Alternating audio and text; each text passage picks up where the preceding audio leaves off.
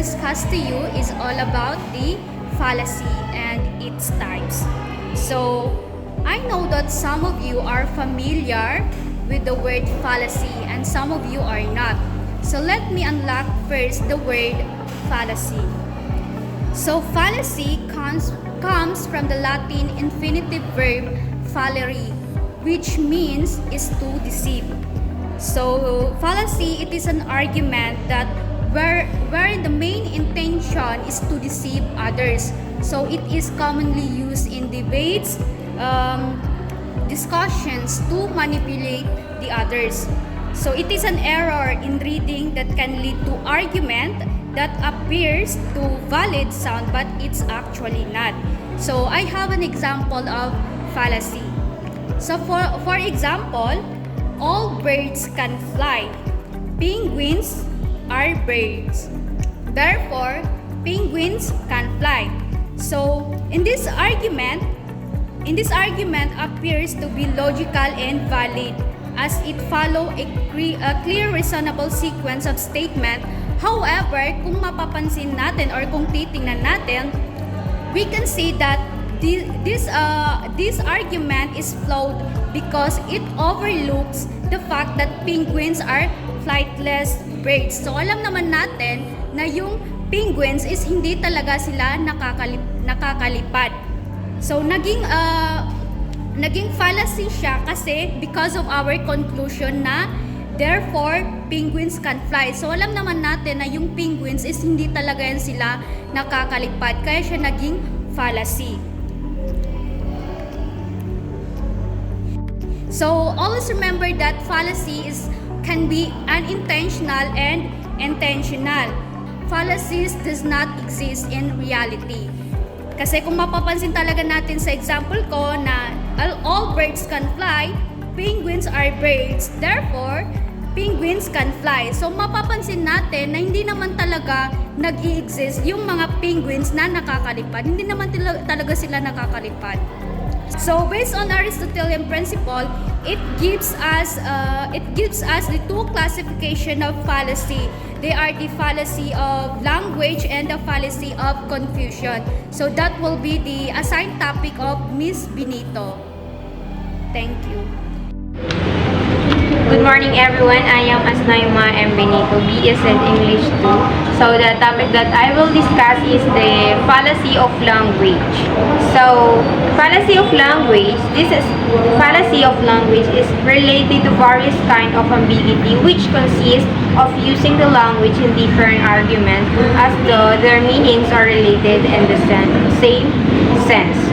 So, ang fallacy of language is a type of error in reasoning that arises from misuse or misunderstanding of language.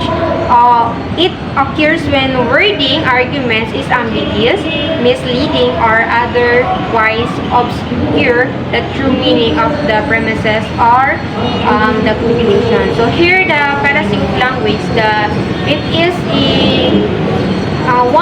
there's one term that have two or more meaning. So, here's the example. The number one is all banks are by the river. The Bank of England is a bank. Therefore, the Bank of England is by the river. So the word bank has two meaning, which is the number one is the age of river, and the number two is meaning is the institutional, financial institutional. So, and this statement is mislead or misunderstand of language because of wording of an arguments is ambiguous or mislead. So, the topic number 2 is the fallacy of confusion or improper sequence of premises. These fallacies are also called as non-sequential fallacies, wherein the conclusion is totally insignificant to the outcome of their arguments. So, the fallacy of confusion is a logical error where the conclusion of an argument is completely unrelated or irrelevant to the premises presented. So, in sense, the premises don't logically lead to the conclusion. creating a disconnect in the reasoning process. So it means the fallacy of confusion is ang conclusion doon is hindi siya related or irrelevant siya sa premises 1 and premises 2. So, for example, number 1 is all bird can fly. Premises 2, penguins are birds. Conclusion, therefore, penguins can fly. So, while penguins is also a bird, they cannot fly. So, the conclusion here is irrelevant to the premises because it ignores the specific characteristic of penguins that prevent them from flying. Example number 2, premises 1, the sun is hot. Premises 2, the earth is a planet. The conclusion, therefore, the earth is hot. So, here the premises are true, but the conclusion is irrelevant to the premises. So, even the earth temperature not directly determined by the sun's heat alone. Other factors like the earth atmosphere and distance from the sun play a role. Yun nga, yung conclusion is irrelevant siya or unrelated siya sa premises. So, lastly is premises 1, the grass is green. Premises 2, the sky is blue. So, therefore, the earth is round.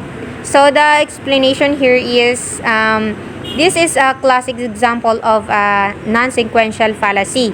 So, the premises are unrelated to the conclusion. Even kasi yung shape ng earth is hindi siya nakadetermine sa color ng grass or the sky.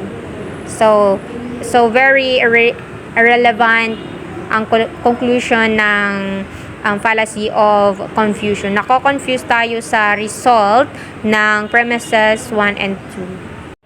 So, good day everyone. So, the topic that I am about to discuss is about the fallacy of division, fallacy of figure of speech, and fallacy of accent. So, this is also belong to the fallacy of language. So, let us discuss first the fallacy of division. So, fallacy of division is a fallacy considering arguments separately when they should be considered as a whole. So, this fallacy occurs when you wrongly assume that what is true for a whole must be true for its parts. So, kumbaga generalize mo yung characteristic ng isang bagay as a whole doon sa parts niya. So, kumbaga kung ano yung totoo sa isang bagay as a whole is ganun din sa parts niya, which is mali yun. So, take a look at the example number 1. So, every circle is a figure, but triangle is not a circle. So, therefore, triangle is not a figure. So, hindi dahil sa ang triangle is hindi circle is hindi na ito isang figure dahil isa pa rin itong figure. So, mali ito or the fallacy of division arises when we assume that a triangle is not a figure because it is not a circle. So, mali ito. So, nag-arise na dito yung tinatawag nating fallacy of division. So, dahil ang circle at triangle is both naman na isang uri ng geometric figure. So, take a look at the number 2 example. So, all fruits are sweets, but lemon are sour. So, therefore, lemons are not fruits. So, fallacy of division occurs i-assume natin sa statement na ang isang lemon is hindi na siya isang uri ng fruits. Dahil lang sa ito ay hindi naaayon sa sinabi nating karakteristik ng fruits na sweets dahil ang lemon is maasim. So, hindi dahil ang lemon is isa pa ring uri ng fruits kahit hindi ito pasok sa karakteristik ng isang fruits which is ang sweet. So, let us proceed to the figure or fallacy of figure of speech. So, fallacy of figure of speech is a fallacy wherein conclusion is drawn due to the use of words similar in structure or in meaning. So, fallacy of figure of speech occurs when someone misinterprets a figure of speech like metaphor, hyperbole, and to literal meaning. So, nag-occur daw or nangyayari ang fallacy of figure of speech kapag ang mga statement na ginamitan ng figure of speech like yung mga metaphor is ginawan mo siya or niliteral mo talaga yung meaning niya, which is hindi dapat dahil, di ba kapag figure of speech is may mga hidden meaning yan. So, ganun yun. So, take a look at the first example. The economy is bleeding. So, ito naman, ginamitan ito ng metaphor, which is ang economy daw ang economy ay ikinumpara sa isang living organism na dumudugo talaga po. So, kung iintindihin mo ito siya is hindi dapat ganon. So, ang meaning niya dito or ang figurative meaning niya is ang economy is maybe bumababa na siya or naghihirap na. So, kailangan na itong agapan. Hindi tulad nung mga living organism na dumadanak talaga ang dugo. Kung bibigyan mo ito siya ng literal na meaning is, iisipin mo talaga na dumudugo talaga yung economy, which is walang ganon. Walang economy na dumudugo, di ba? So, let us proceed to the second example, which is, this project is a real headache. So, the figurative meaning of this is that ang project daw is nagkukos talaga ng stress tsaka frustration, while kapag sasabihin na naman natin or ang literal meaning niya or ang fallacy meaning niya is isipin mo talaga na nagkukos ang project ng physical na pain, which is hindi dapat ganon. Kaya hindi naman nagkukos ng physical na pain yung project mo. Yung gina-express lang sa statement na ito is the feeling of being overwhelmed about or by a task that you are going to make. So, let us proceed to the fallacy of accent. So, fallacy of accent is a fallacy wherein it consists in giving the same meaning to words having the same pronunciation. So, fallacy of accent occurs when the meaning of a statement is changed by emphasizing or accenting a particular word that has a same meaning. So, tapos, ang meaning ng isang words is parang kinoconsider mo na yun din talaga yung meaning ng isang words na kapareho ng pronunciation and of course, the spelling. So, take a look at the first example. So, a desert is dried land, but some guests eat dessert.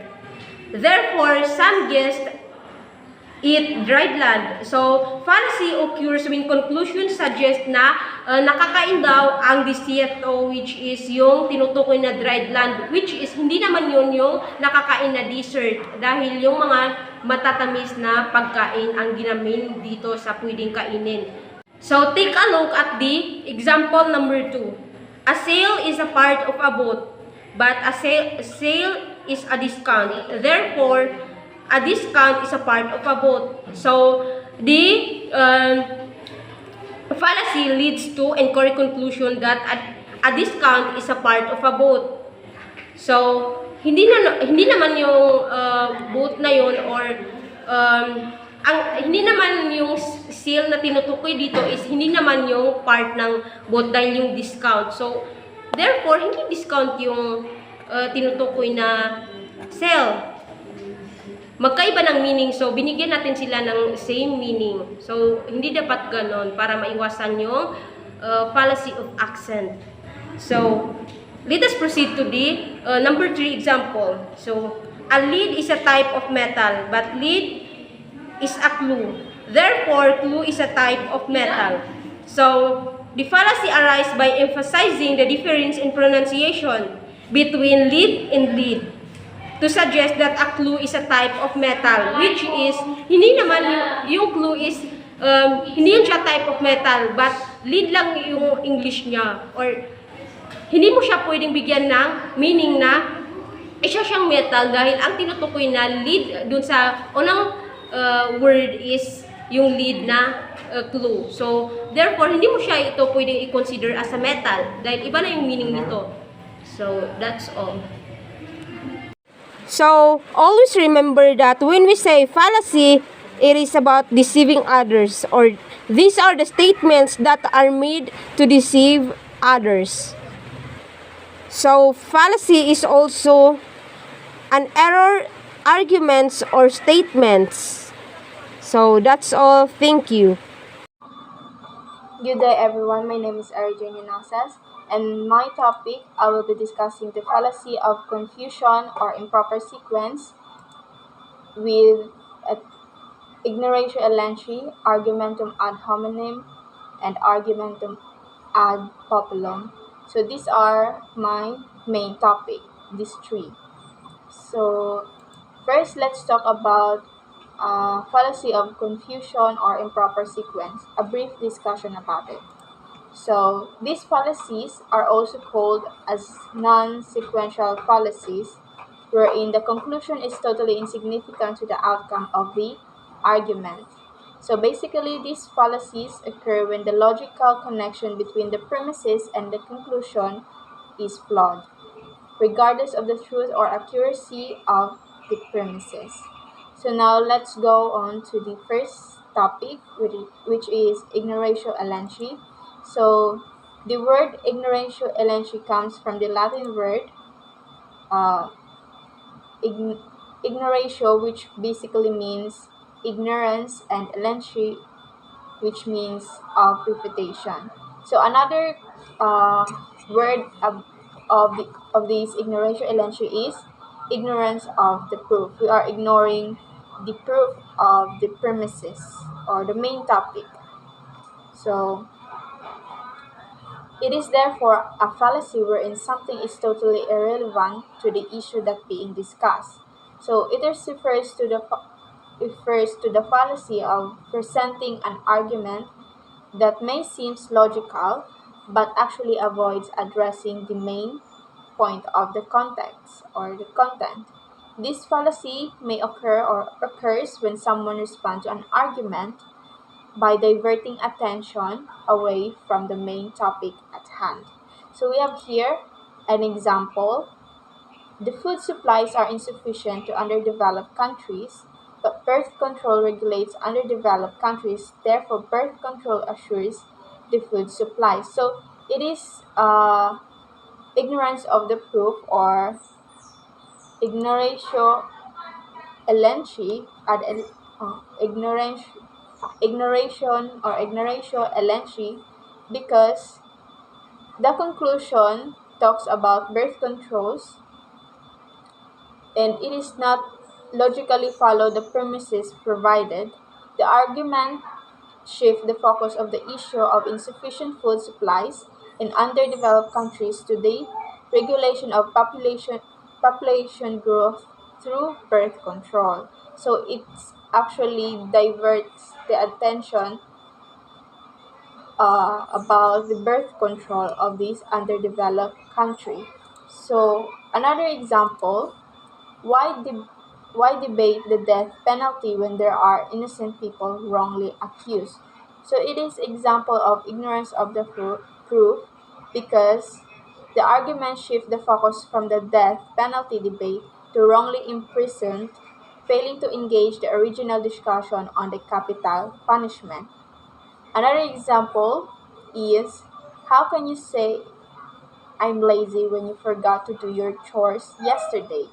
So it is example of ignoration elenchi naman, because the response does not address the accusation of laziness and instead deflects the criticism. So that's another topic about another example of ignoration elenchi. And let's talk about another situation about ignoration elenchi. So, if someone is discussing the importance of recycling to protect the environment, and another person respond by talking about how busy their schedule is. So that's another example of ignoration elegy. So basically, the person is ignoring the main issue of environmental conversation and shifting the focus to their own schedule instead. So another example naman is when both of you of your friends are debating about the benefits of exercise and its overall benefits in our health, where your one friend responds or counterattacks by saying they have good genes and don't need to exercise. So basically, this response avoids addressing the importance of physical activity for health and diverts the discussion away from the main point. So that's another example or that a situation that responds or what we call manifests about ignoratio LNG. So another topic is about argumentum ad hominem. So argumentum ad hominem comes from the Latin word argument, which means evidence. Ad means toward or near, followed by the accusative case, and hominem, which means accusative case of the Latin declension. In nominal definition by etymology, it means evidence to man.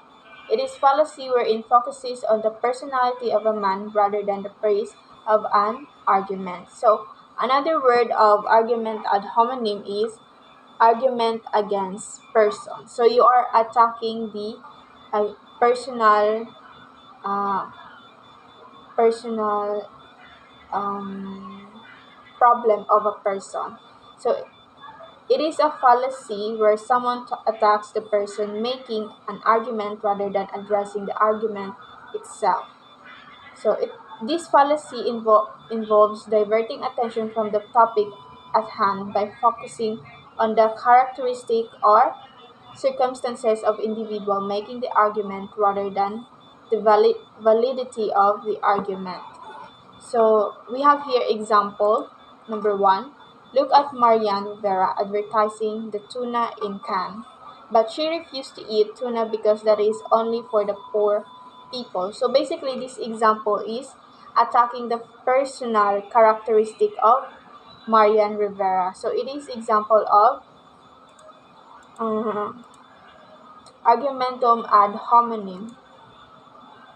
So another example is why listen to Sarah's advice on relationships? She can't even maintain her own. So this example is argumentum ad hominem because this comment attacks Sarah personally by criticizing her personal life instead of considering the validity of her advice on relationship.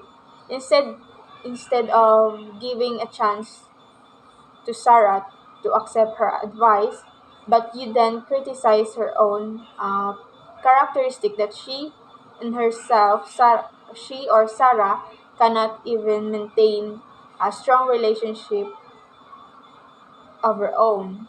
Kumbaga, because of the negative characteristic that Sarah shown in her own relationship, you you use it as an excuse that she does not have any what we call this that you use that as a reason that she cannot give you or she cannot give a good advice to those people who are seeking advice about relationship. So another example is don't believe what Alex says about the economy. He's just a greedy businessman. So here again, the statement is attacking the personal characteristic of Alex. This comment is just greedy businessman without considering Alex Alex knowledge, without considering what knowledge can Alex provided about this about or advices about economic or about business just because he is greedy in some uh, in some uh, in some situation you you did not it's just because he's greedy in business, it's just because he's a greedy businessman, you basically you use it as a excuse that you are not that he is not a good advisor about giving uh, advice about business or economic topics. So we have here another example, a situation. I have here example about argumentum ad hominem. So a situation example is if someone argues that climate change is a serious issue and your response or the response of attacker is and then and the response of a person is attacks about a credential or personal characteristic of engaging the evidence presented, that will be an instance of argumentum ad hominem. Another example is when discussing a proposed policy and instead of addressing the merits of the policy itself, someone criticized the politician who introduced it based on their personal life or past action. Another example, the perfect example of this is uh, President Duterte. As uh, we remember, if uh, former President Duterte, if he proposed a project, then there's a lot of person attacking him about uh, his personal characteristic that tawag nito, he is ruthless president because of the judicial killing. So instead of listening to him about his project, your response is uh, your argument is that he is not a good leader because of the ruthless because of the bad reputation that gives to the country. So that's another example of argument ad hominem. So the last topic I'll be discussing is argument ad populum. So argument ad populum is comes from Latin word argumentum, like previous discussion, and populum means people. It is therefore evidence to the people. It is policy wherein it ignores the issue of prejudice and passion of the people. So uh, another word of this argument ad populum is appeal to the people. So it is logical fallacy wherein someone argues that a claim is true or valid simply because many people believe in it to be so. This fallacy relies on the notion that something must be true if a large number of people believe in it, regardless of the actual evidence or logic supporting to the claim. So, example is only respectable politician get the barrel. So this example, because a barrel can be when you receive a barrel can be addressed that you are a respectable person. So people believe that accepting a barrel is a kind of respectable man. So they conclude that the politician who accepted the barrel or get a barrel is respectable people. Another example is busog-lusog keeps your stomach full. As we can see in the advertisement of busog-lusog, Bear Brand busog-lusog, there's a quote that busog-lusog can make your stomach full without eating any. So the people will believe that busog-lusog could also make you full, your stomach full, and does not feel any um, hungry at all. So another example is everyone is buying this new phone, so it must be the best one on the market. So this argument suggests that the popularity of the phone indicates its superiority without providing evidence of its actual quality or features. Just because it is popular, then the people believe it is also a good phone to be bought. Another example is most people in our town support the new highway project, so it must be a good idea. So basically, this statement implies that the majority opinion determines the validity of the highway project rather than considering the project impact or feasibility. So another example of this is that in the last election, our President Marcos Bongbong, our currently President Marcos, so he win because there's a lot of masses or there's a lot of people believe in him without considering without considering what will be happen really happen if he will become our president. So because there's a lot of people that believe that he is a good leader and many believe about it, there's nothing wrong in believing in him, okay?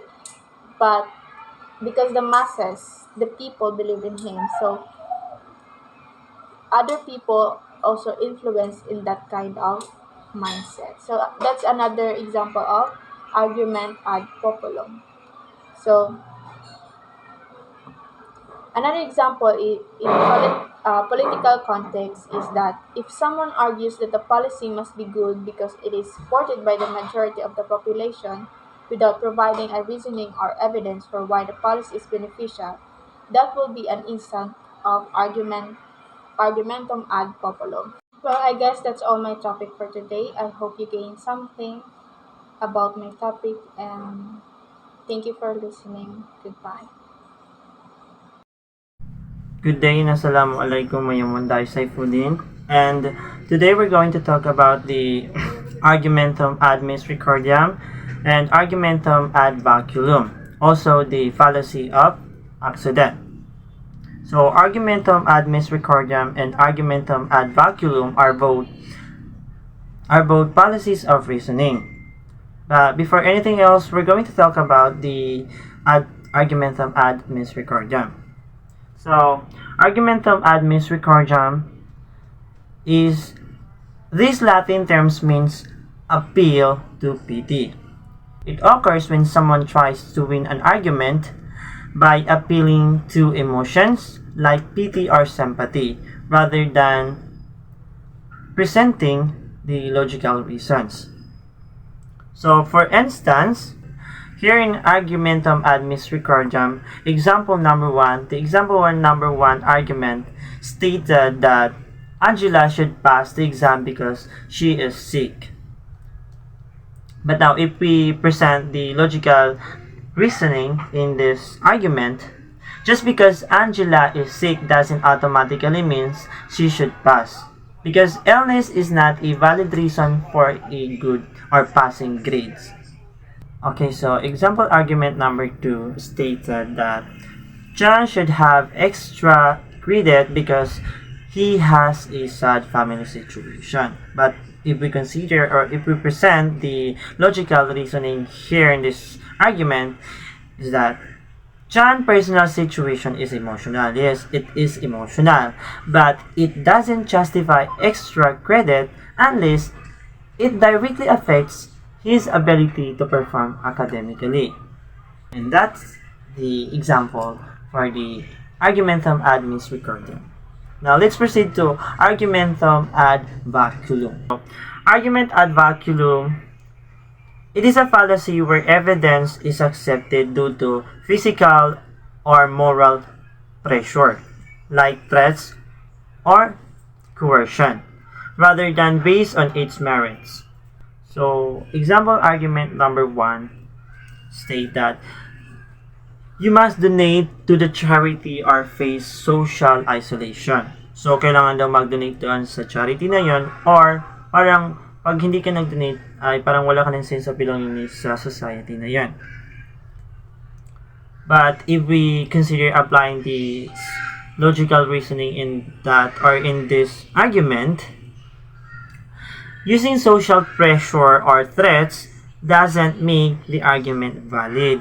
Kasi nga, after all, we have these individual reasons of why we should do that thing and why we should not.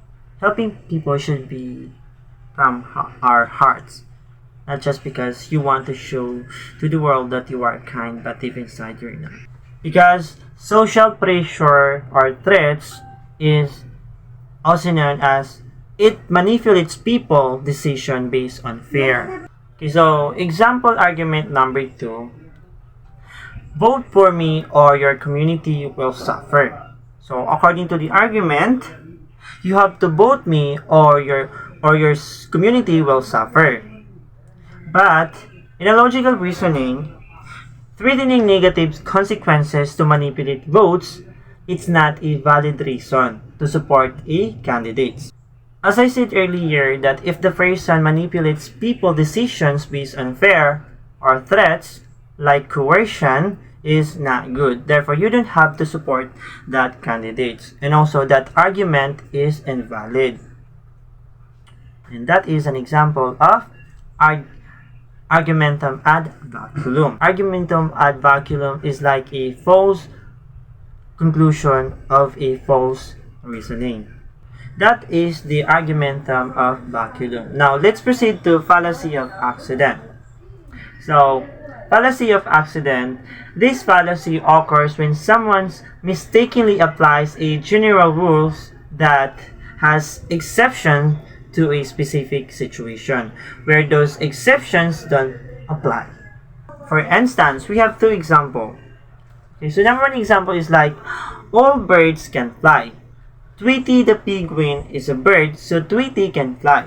If we consider applying the logical reasoning here in this argument or statement, penguins are birds but are flightless. Just because most of the bird can fly doesn't mean all can.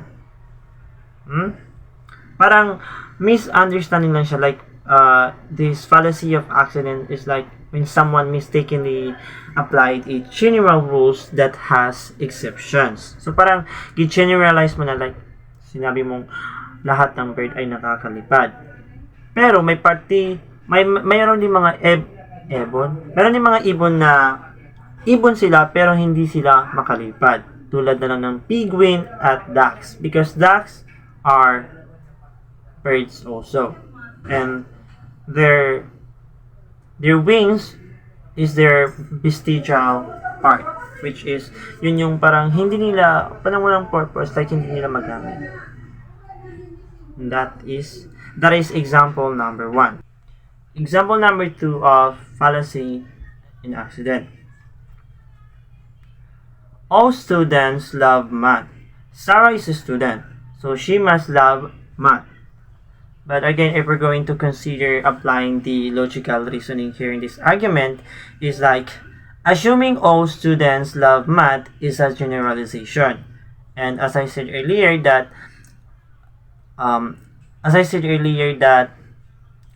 fallacy of accident is like when someone mistakenly applies a general rule that has exception for a specific situation. If we assume that all students love math, it doesn't consider individual preference, right? Kasi, for instance, sa ating mga estudyante, some of our classmates love math subject, but some students doesn't like math subject, including me, because I hate math. It's not like I hate math, but it's just that I'm not good on math. So that is the fallacy of accident. Like, like nilahat mo na yung isang nilahat mo na yung isang grupo, which is hindi mo gi-consider yung individual preference ng bawat grupo. Wag mong lahatin. Like, nung kaninang example ko na all birds can fly, like, dahil sa pagkakalam mo na lahat ng most of the bird can fly, means that all birds can fly. Like, there are also birds that cannot, like penguins, yeah, because they have wings but they are flightless. Also the ducks, and then chicken, yeah, and other birds that flightless. That's all. Thank you. Good day everyone, I am Nermina M. Tumawis. So, my assigned topic is the continuation of the report, which is the petitio principe, means begin the question wherein a fallacy of creating a premise in order to explain the same question using the same conclusion as the fundamental rule.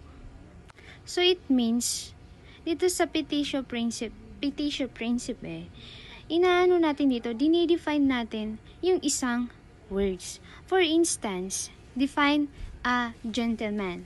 So, ano nga ba yung gentleman? A gentleman is a man who is gentle. So, did you get it? So, another example, define honesty. So, honesty is the quality of being honest. So, di ba? Dinidefine natin kung ano yung honesty. Yung honesty is the quality of being honest. So, another example is define a democracy. So, democracy is a system based on the democratic principles. Okay, so, did you get my point? What is the petitio principe? So, let's proceed in the fallacy of consequent. So, fallacy of consequent is a fallacy wherein confuses anyone by stating that the antecedent and consequent are reciprocal. So, it's very understandable naman, di ba? So, dito ka lang mag-focus sa word na confuse. So, alam naman natin kung ano yung confuses, di ba? Yung nililito ka ba sa mga bagay-bagay? For instance, if it will rain, the grass will be wet. If does not rain, therefore, the grass is not wet. So, di ba, naku-confuse ka, napapaisip ka, or nalilito ka doon sa isang bagay. For instance, isa pang example, if it is a holiday, the store will be closed. The store is open, therefore, it is not a holiday. So, did you get me? Basta yung fallacy of consequent is na kino-confuse ka. Ganun lang yun. So, let's proceed in the fallacy of non-causa pro causa. So, ito naman is a fallacy of false cause wherein it implies what is not the cause is assumed to be the cause. So, it means, yung kumbaga, pinangungunahan mo yung isang bagay. Di ba yung may mga matatanda dati na sinasabi nila na kaya ka hindi lumaki kasi lumalaban ka sa mas nakakatanda sa'yo, di ba? Yung parang ganon. Tsaka yung iba, sinasabi nila na pag kumain ka daw ng twin na banana, is magkakaanak ka rin daw ng twin na anak. Pinangungunahan ba yung isang bagay? Ganon. So that's all. So the next reporter will be discuss the continuation of this topic. Good day everyone, my name is Norhana Tisa Mama and this is my part of my report, the fallacy of agrumentum and ignorantiam, and fallacy of false assumption and fallacy of illicit generalization. So let's proceed to the fallacy of agrumentum and ignorantiam. Means evidence of ignorance if it is a fallacy wherein it maintains that the statement is false. If if it cannot be proven and true if it cannot be questioned. So means also fallacy of argumentum and ignorantiam, also known as logical fallacy. This fallacy occurs when someone agrees that the statement is false just because hasn't been proven yet, or that is true because it hasn't been disproven. So for example is the ano for examples is the there is no Martian because we do not have evidence that people from Mars exist. So, wala naman nakapagsabi o naka-evidence na may nakatirang mga tao sa Mars. So, the statement is false. So, I have here another examples.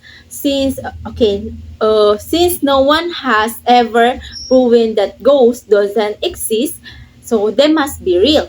So, since wala naman napatunayan na ang mga multo ay hindi nag-exist, so they must be real. So may katotohanan na may mga multo talaga. So the statement is true. So that's the fallacy of argumentum and ignorantiam. Okay, let's proceed to the fallacy of false assumption. Fallacy of false assumption is a fallacy where it uses the false unexpressed argument to one elicit conclusion. So, the fallacy of false assumption is that yan yung nagbibigay ka ng false assumption or hinala para ma-reach ang conclusion. Yung maling angkala ba? For instance, everyone knows that aliens exist. So, it's pointless to argue about it. So, the statement means the false assumption na everyone knows na ang aliens ay nag-exist, dahil hindi naman totoo na lahat ng tao is alam na yung alien is nag-exist talaga. So, ginamit niya yung false assumption na to para maiwasan yung mahabang discussion. Sinabi niya everyone knows. So, 'di ba wala lahat ng may mga tao naman talagang hindi nila alam yung about sa aliens. So, ginamit niya yung false assumption na yon para hindi na siya mag-discuss. So, that's the fallacy of false assumption. Okay, let's proceed to the fallacy of illicit generalization. Fallacy of illicit generalization is a fallacy where an argument of false generalization based on insufficient evidence. So, a fallacy of illicit generalization is like making a big assumption based on very little information. It happened when someone wrongly jumped to a broad conclusion without having enough evidence to support it.